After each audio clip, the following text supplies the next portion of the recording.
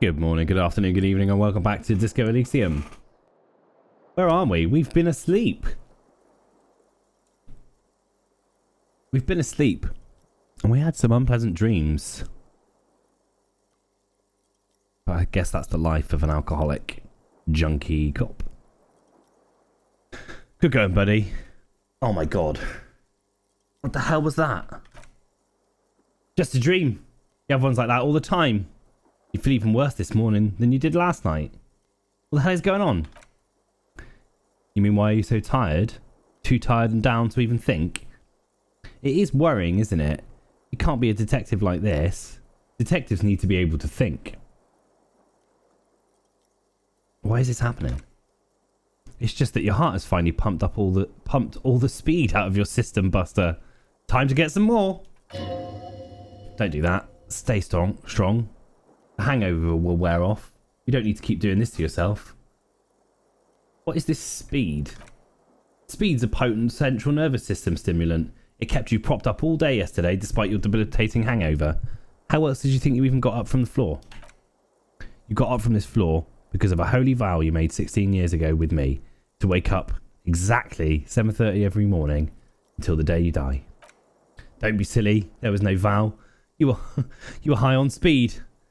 That was the only reason you got up. You can't detect without it. It's that simple. No, I can take this. I'm not going to go looking for speed. Are you sure? Ready to live as this pathetic shell of yourself for days? Basically a week? Let's be honest, 2 weeks, maybe 3. You won't make it. Half the town will be dead by then. You will be fired. That's a lie. I can do this without speed. Half the town won't be dead. Suit yourself. Slow, sad shell man. See how you do without your spark. That was a very difficult decision because I think in all aspects of life I have a predilection for opting for the drug-based option. So be strong. Be strong. Okay, what are we to do now? We have not acquired anything, so why are you still marked up as me needing to do something? Can I read the case files now? No. We need logic. We need the logic.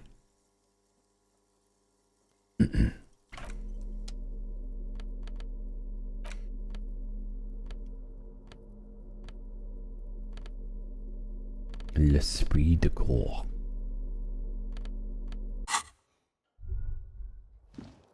How do we begin our day? We need to open the apartment door and check out this special Borscht. And we also need to pay for our rent before bedtime.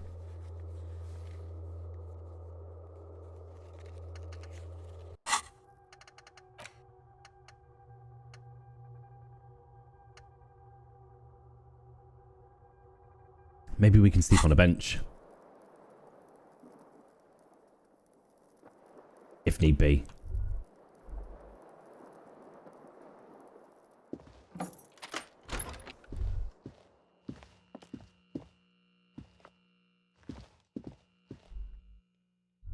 Will you not let me interact with... Oh, hang on. What's this? Do we have a connecting room? Will it allow me to connect to the next room? No, it will not.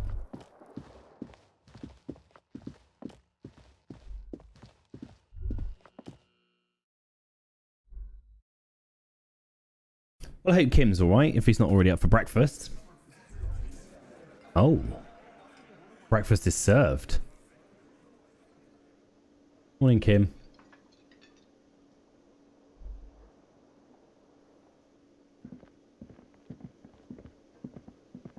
Morning. Looks like we can get to work at once. The union muscle has turned up. He points to the mess hall doors. They look rowdy. We should talk to them. Are these the men that Gart told us about yesterday? I completely forgot. He looks at his notes. Sorry, I had a rough night's sleep. It's them by the looks of it. Loud and nasty, just like the manager said. He crosses something out. One loose thread. Less to worry about. and one big problem to replace it. Why do we need to talk to them? A lot of things point to the dock workers union, the circumstances in Martinez, my preliminary information. Actually, that's not a lot of things. We should have dug up more yesterday. Still, we need to talk to them, and it won't be easy. What do you mean rowdy? I mean ungovernable. Martinez isn't exactly enthusiastic about the RCM being here. They prefer to be policed by the union. These men here. Men who drink beer for breakfast. There's talk of an armed wing of the union called the Hardy Boys who are responsible for said policing. I think it's them. There are so many of them. Maybe we should call for reinforcements. That would just escalate tensions. No captain would sign off on it. Solving one murder isn't worth a conflict between the RCM and the Debardeur Union. In fact, even the death of 2 detectives might not warrant an all-out war. But let's keep a cool head, okay? He's not exaggerating about that mortal danger, just calmly factoring it in. Your fists clench and your pulse rises uncomfortably. Let's roll! One more thing before we do. He glances at the booth again. We don't have to talk to them immediately. We can walk right past them, continue with our business. Good, a power move. Purposefully concentrate on something else first. They're in no hurry to leave. They think they own the place anyway. I'll leave that choice to you. Whatever you decide is fine by me. Maybe we should have a look around first. There's probably a lot more information that we can acquire. The old woman turns back to the cafeteria manager. And there's no public phones nearby? The closest phone booth is down the coast. Sorry for the inconvenience, ma'am. The cafeteria manager appears genuinely apologetic. It's fine. I understand. Thank you anyway. I'm glad to see you again, dear. The lady is distressed. Perhaps something more upbeat might cheer her up. Howdy, Lena. What's kicking? Please don't trouble yourself about me, sweetie. I was just hoping to make a call, but the Whirling's phone line isn't We can working. solve that, surely, Kim. A faint smile tells you she appreciates the effort, but at the moment her mind is on more serious matters. The union office probably has a phone, but I can't really get there. Or to the phone booth down the coast. And Gary's phone is dead too. What's wrong with the phone line? The manager was vague about it. Why do you need to use the phone? To let the young woman who is house-sitting for us know that we may be delayed. Morel, my husband, and Gary were supposed to be back on Monday night, but they're still missing and I haven't heard from them. I was also hoping she'd heard from Morel. You hear that? Someone's missing. It could be foul play afoot. Oh dear. I love missing persons cases. That's right. Now skip the foreplay. Time to dive straight into the dark alleys, start shaking down the usual suspects. You know, legwork. Doing some good will alleviate the hangover. At least you're used to someone.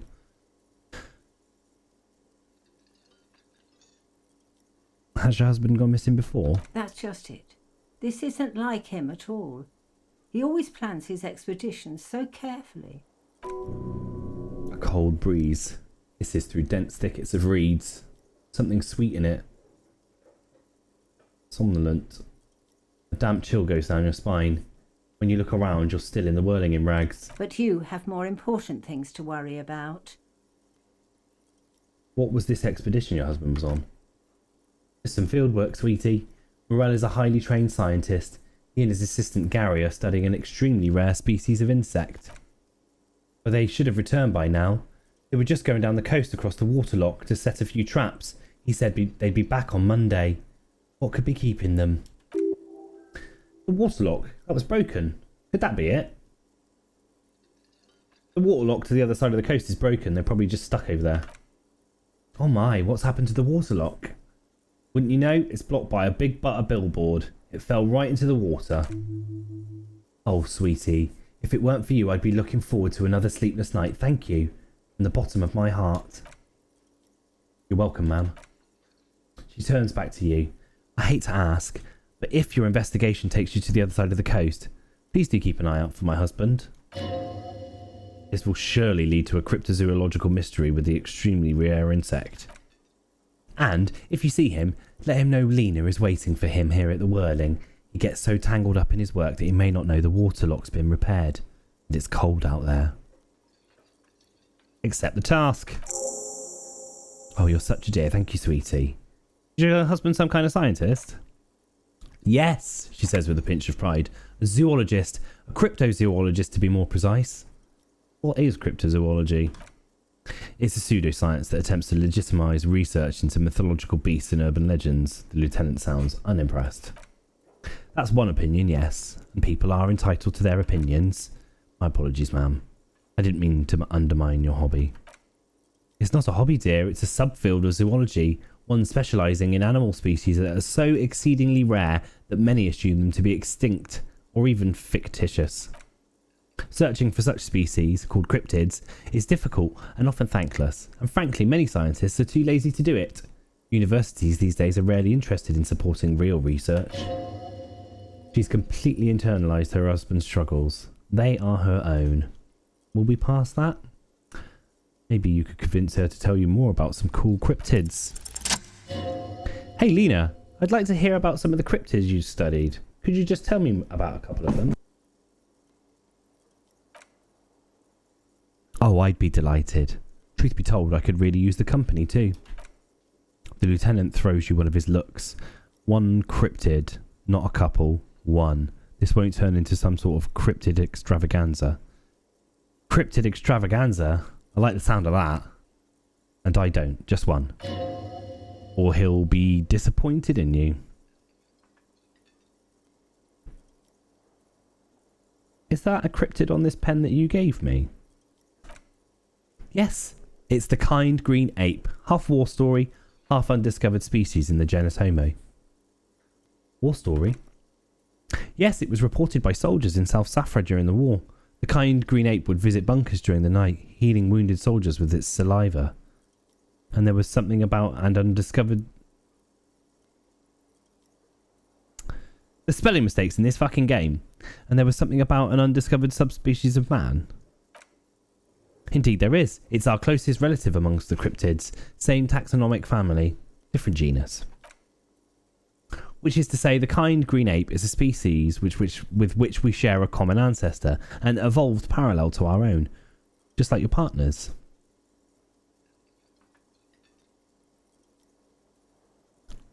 I'm pretty sure Kim is the same species as us. The lieutenant looks at you, pleasantly surprised. Oh, I didn't mean to imply that Seolites are inferior to us. In many ways, she turns to Kim, you are superior. For example, your earwax doesn't have a foul odour like ours does. A tremendous evolutionary advantage, I'm sure. Perhaps we've had enough speculative biology for today. What's the most dangerous cryptid? The lieutenant leans in. Hey, you promised you'd only ask about one cryptid. Don't you want to hear about another cryptid? The lieutenant pauses thoughtfully. Something in him breaks. Oh, fuck it, let's have more cryptids. She smiles. Well, the most dangerous cryptid is thought to have been the gnome of Jeroma. None of its victims survived. Grieving relatives have never found the bodies because the gnome's venom dissolved organic tissue almost entirely. What did this cryptid look like? It was, reportedly, a small creature with webbed fingers and a protruding forehead. An ungainly little thing. Quite scary to look at. A couple of campers found it when it was already dying. They heard an odd wailing in the woods and followed the sound. They were scared and wrapped it in tarpaulin to suffocate it. She looks at you, her voice grave suddenly. It still took the name of Jeroma an entire day to die. If the body of the creature was found, the lieutenant can't help himself, why aren't there detailed illustrations of it in science textbooks confirming the existence of this very lethal species? Alas, the first scientist who got his hands on the creature's corpse put it in a jar of formaldehyde, thinking that would detoxify the gnome's venom. Instead, all the venom leaked out of the creature's teeth and into the surrounding liquid, dissolving the creature itself. A poetic end, perhaps, but a real loss for science, she says mostly to herself. Well, this has been educational. Sadly, we need to discuss something else. Of course. Tell me more about Morale. Looks, character, your relationship. Oh dear, I'm not sure where to begin. What does your husband look like? Well, his expression is slightly grumpy, but his eyes are always bright and curious, like a small boy's, and his palms are quite coarse from all the field work, but he's very gentle. It's always a challenge to describe the person you know best in the world. If you were trying to meet him on the street, what would you look for? Well, he's a bit shorter than you, but with a larger frame, and he has long white hair, usually a bit uncombed. You might say wild, even. The lieutenant pulls out his notebook and begins jotting down the woman's description. One other thing. He'll likely have all kinds of field gear on him. Even if he's not out in the reeds, you know, just in case. How long have you been married? We're celebrating our 16th anniversary this autumn. Her smile is soft. Not the most numerically satisfying anniversary, but I like the less obvious milestones even more somehow. How did you meet Lena? Via a dating agency, I'm ashamed to say. I was looking to get back into the scene after recovering from my accident, and he'd just divorced. We hit it off and, well, here we are. She smiles wistfully. She's skipping over some important parts. Perhaps you'll find out more later. I think I have all the information I need for now. Let's move on. What's this rare insect he's looking for? Oh, sweetie, it's fascinating. But I shouldn't bore you with more entomological minutiae. That was difficult at 10:15 in the morning with a gob full of coffee. So we're going to say it again. Oh, sweetie, it's fascinating. She catches herself. But I shouldn't bore you with entomological minutiae. The lieutenant gives you a sideways glance. No, I want to hear about the insect. Well, she hesitates. It's a phasmid technically, but...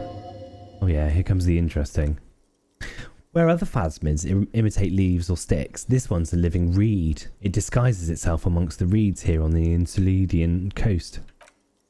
She looks at you in the eye and nods thoughtfully. Hence its name, the Insulindian phasmid. Perhaps you'll end up code-discovering the phasmid with us, officers.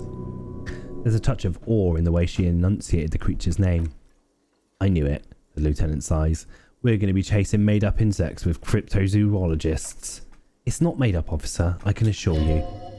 There's a hint of defensiveness to her retort, but also confidence. She seems to sit up a little straighter in her chair. It's simply elusive. So much so that the most establishment zoologists doubt it exists at all. What makes you think the phasmid is around here? Oh, some teenagers making out in the reeds saw one. They didn't know what it was, of course, but there was a brief article in the local newspaper about their encounter with a ghost insect that looks like the reeds. Gary sent us the clipping. Interesting. Maybe the phasmid made the teenagers make out. So a newspaper clipping is all the evidence you have. Of course, most phasmid sightings turn out to be false alarms, but their description matched the Insulindian phasmid perfectly, and they didn't even know what they were looking at. Is it valuable? Oh, I doubt it. No one gets into cryptozoology for the money, sweetie. Is it dangerous?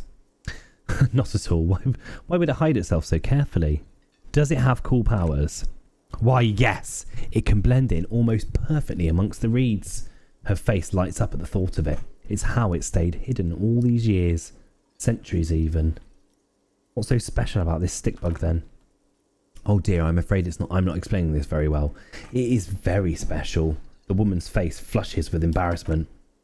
Morel can explain it all much better. I wish you could hear him describe it, then you'd understand. I'm sure. That's all for now. Thank you. Alright, Norbed. Can I help you? About my bill for tonight. I don't have the money yet. Why are you wasting my time and yours? Alright. Fuck off, dickhead. Let's see if we can have a little chat with this guy, who's up to no good with some borscht, I believe. The tomatoes are so thinly sliced, you can see through them. Right, lad. The man ponders his cooking utensils and gives you a little nod, acknowledging your presence. Do you know what's behind that door? He looks up at you and then looks away quickly, shrugging and muttering something to himself. Shrugging is an international sign for no, I don't know what's behind the door. Leo said you're friends with Manana. Is that true? The mention of Manana gets his attention. He smiles and delivers a whole slew of unfamiliar words and lively gestures. Then he falls silent again. They're friends. What is in that borscht you're making there? Point to the large pot. The man says a couple of sentences in the strange language of his and then seems to wait for you to speak. Sorry, I don't understand you. Just one word. Sounds quizzical. Then he awaits your answer with brows arched. See, you're, not to, you're. Yes. The man looks at you and then at the soup. His face lightens up. He picks up a bottle from the shelf. Borscht need more vodka. Okay, so it's vodka. It's vodka that keeps the men happy and in good spirits, he nods. Clever move by the Union. Of course, vodka. Now that makes it a very special borscht indeed. Turn it up and then ask for some yourself. Turn it up seems like a dangerous idea. Honestly, this place is a powder keg. Should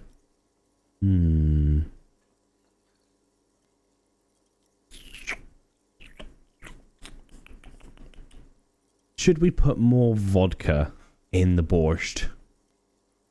Do we think that getting everybody really, really drunk is a good idea or a bad idea?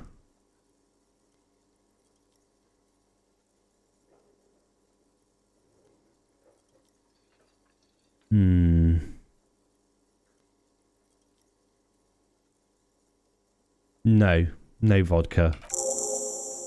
The cook gives you a long, disappointed look and turns the stove off and seems to wait for you to speak.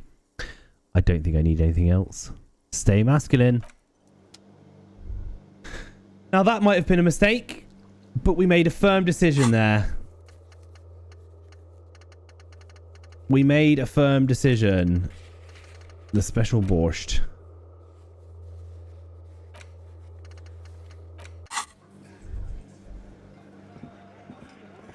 This is what I studied law for.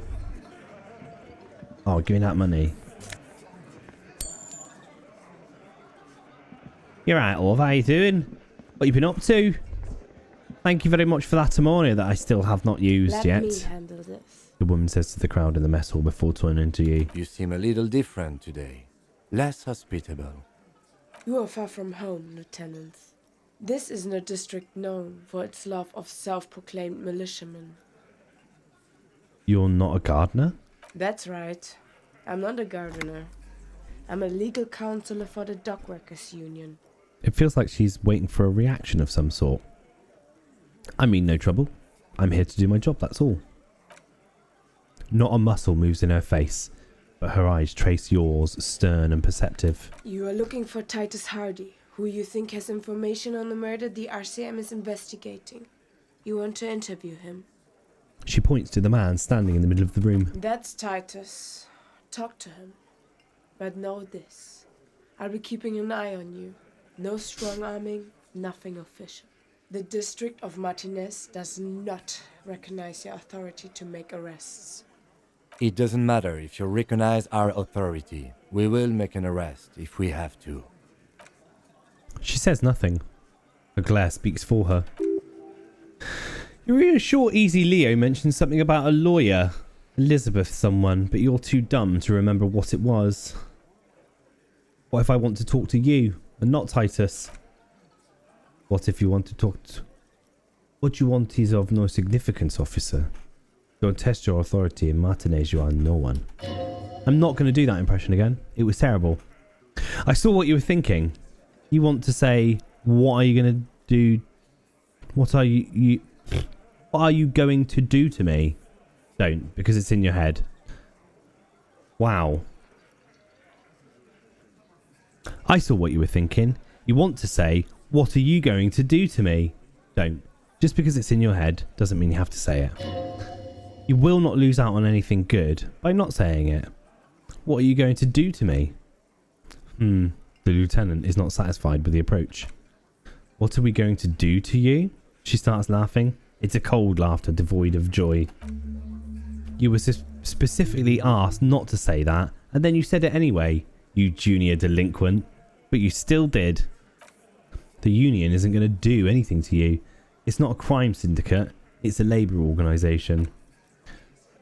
A gruff hump from the table. Goddamn right it is. If anything, it is the RCM who do things to people. She shakes her head. But we digress. What's your role in all this? Like I already told you, I'm a legal counsellor. She crosses her arms. Do you have hearing problems? Whoa, you're fucking aggressive. Aggressive? You make your living enforcing violence. These people are just dock workers. So you were spying on us, and now you represent murder suspects. Just dock workers. Listen, you Morlinton lackeys, you're a mob, enforcing the unlawful privatisation of Revachol. 20 fat men in the Occident are stealing it all, and you're their bodyguards. Fuck yeah, the tall, broad-shouldered man takes a sip of his beer. So ask what you came to ask, or get back to your commanders.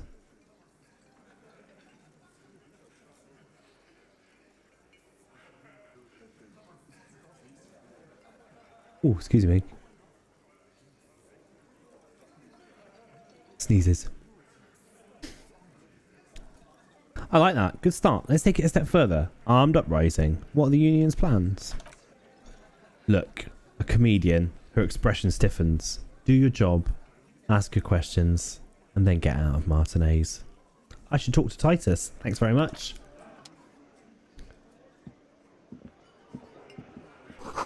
It's a bowl. There is spit in it, reeking of tobacco. She's a really unpleasant lady. This is where you say your bit. A broad-shouldered man points at you with a beer can. He's used to giving orders and having them obeyed immediately. You should not indulge him. Detective? The lieutenant acknowledges you with a sharp note. He's leaving it to you. Precinct 57th's finest scans the room, leaving the speaking to you. He trusts you. Maybe against his better judgment, but he does. Don't say anything yet. Hey, dipshit. You hard of hearing or something? The boss man's talking to you. Cross your arms. What, is he fucking kidding? This guy high or something? The little guy looks at his mates in disbelief. Hey, asshole, up here. We're talking to you. We are looking for Titus Hardy. The lieutenant turns to the broad-shouldered man at the end of the table.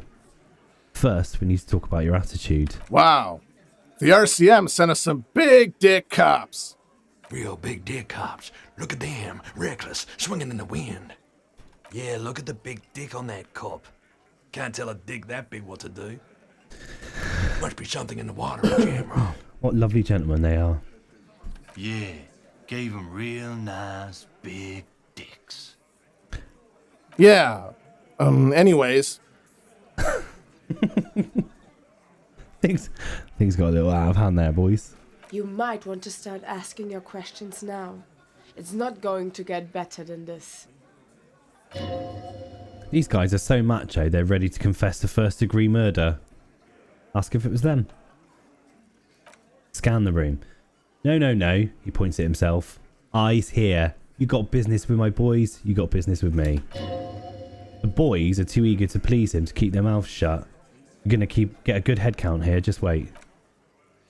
Yeah, you fuck with the Hardy boys, you fuck with Titus Hardy, shouts the scrawny rat-faced man with two teeth missing in the front. Relax, Dennis. No one is fucking you yet, says the 40-something man from the corner with a plectrum hanging from his neck. Yeah, Dennis, calm down, a blonde man in his 30s agrees. No one's fucking you, you stupid fuck. Let Dennis enjoy his fucking, man. We don't mind. You notice gang tattoos. The man must either be Mesk or Saramirizian. Yeah. The fat guy in the middle lets out a little chuckle. You're not even being fucked, Dennis. Easy, fellas. We got company. Titus putting an end to it. Let's see what brings the cop around. Too late. You already scanned the room. Got a pretty good picture. Picture of what? Of the actors here. You could take another look at the tracks in the mud on the crime scene. Compare it to these guys. The man hanged in the back garden, in the backyard. Did you do it? So you're not just here to swing your big dick. You're here for the pretty boy. A real look at that one. He shakes his head. Stinks like shit too. They couldn't get him down, boss. He's still up there, stinking up the place. The small guy smirks. Funny, the lieutenant says without a smile. But my partner and I have a serious matter to discuss with you. You're involved.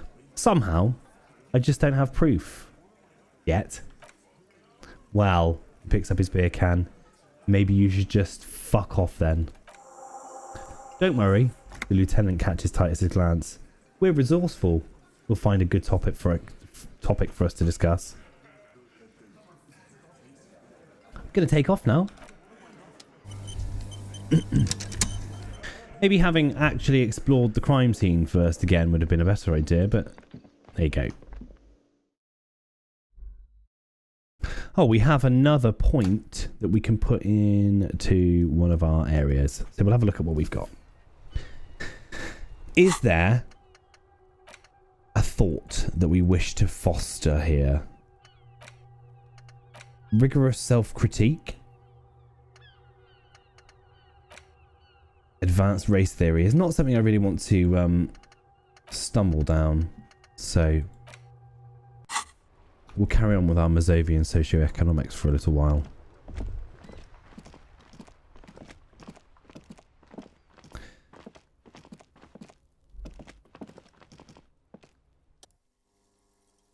Is there anything in here that seems interesting? Main hall, building B, whirling in rags.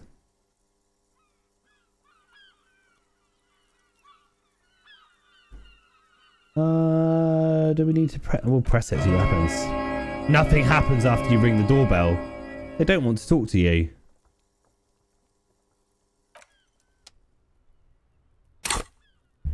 Ooh. Should we hold on to this point, or should we invest it in one of our areas? Now, there's going to be something that we have not been able to do because we don't have... Now, visual calculus would allow us to do... will allow us to have another chance at footprints in the dust and Samaran butter. Endurance needs to be legendary in order to do anything with the man hanging from the tree.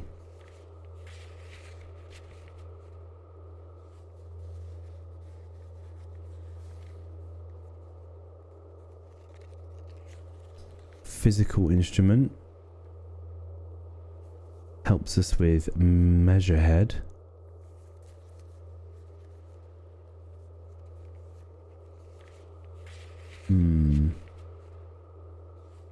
Let's consider our visual calculus a second.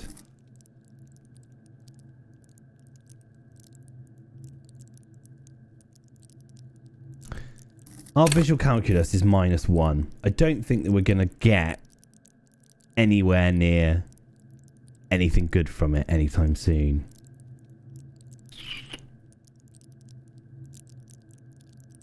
So maybe we should avoid it altogether.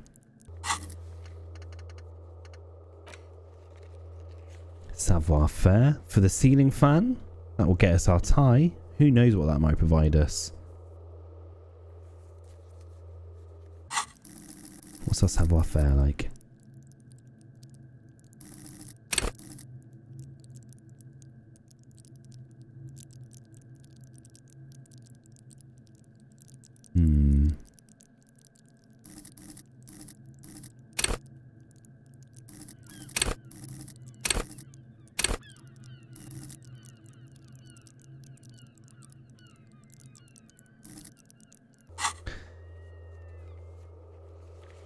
The warded door. Our pain threshold. That seems like something that I'd be intrigued to have a little more of.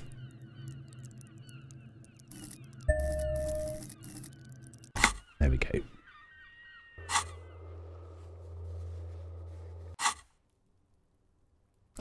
Go have an explore and see if we can take that on now. Hello, who are you? I don't recognise you. You see a sturdy woman humming to herself. She seems to be browsing books. A good one? Yes, hello? She nods, her attention fully focused on reading. Who are you? Me? No one. I'm just a working class woman. Oh, okay. She doesn't really want to be disturbed. What are you doing? Looking for something to read. She reverts her attention to a worn-out paper book. I'm a policeman. I know you are. Oh. Everyone can see that. The rectangles. Do you need the help of a policeman? What with? This citizen thinks she can do without your assistance. Don't buy it. They all need help. That's all for the moment. It takes willpower to even read the author's name. Jan Klaus.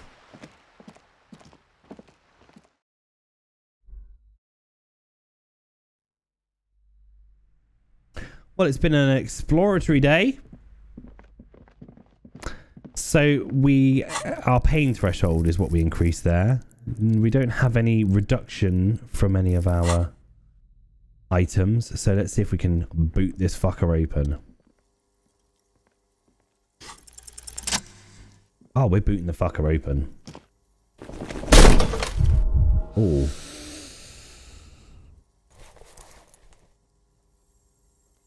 A heavy door with a missing handle stands before you. Blah, blah. You smash into the wood and see a small crack appear on the door frame. It's going to take one more try to break through the door. But you've done it.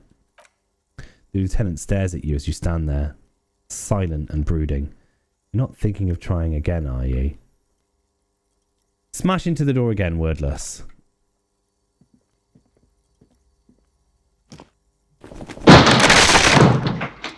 Well, that worked out just fine. And we're in. Well, that's as good a place as any to end our episode there. Thanks very much for tuning in. It's been exciting wandering around Revachol for the morning. Let's find out what's happening in this gym next time. Tune in next time. Don't forget to like, comment and subscribe. Anything else that you can think of that you normally do on a YouTube video. It's been a pleasure. I'll see you again soon. Cheerio now. Bye bye.